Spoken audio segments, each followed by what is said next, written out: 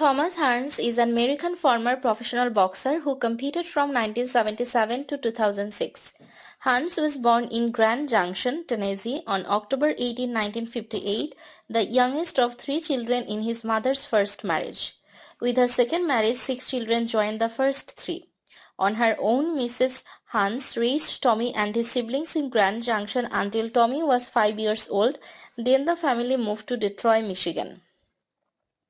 Hearns was named Fighter of the Year by the Ring magazine and the Boxing Writers Association of America in 1980 and 1984, the latter following his knockout of Roberto Durán.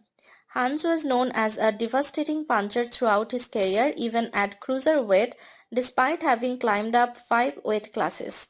He is ranked number 18 on the Ring's list of 100 greatest punchers of all time. He currently ranks #78 in BoxRec ranking of the greatest for pound boxers of all time.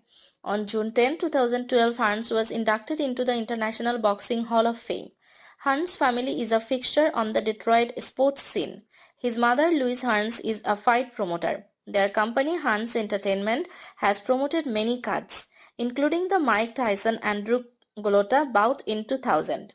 His son Ronald Hearns is also a boxer, and he fought on the undercard of his father's last couple of fights. Hearns lives in Southfield, Michigan. Hearns serves as a reserve police officer with the Detroit Police Department.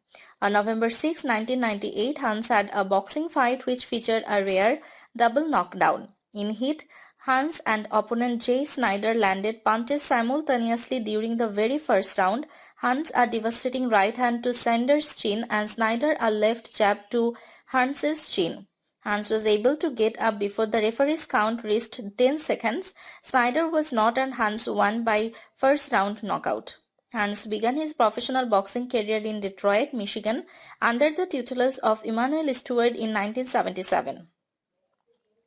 Stewart had changed Hearns from a light-hitting amateur boxer to one of the most devastating punchers in boxing history.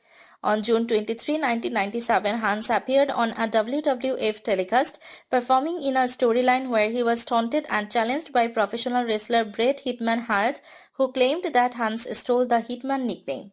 Hearns ended up attacking Jim Neidhart and knocking him down with a series of punches before officials entered the ring and broke up the confrontation.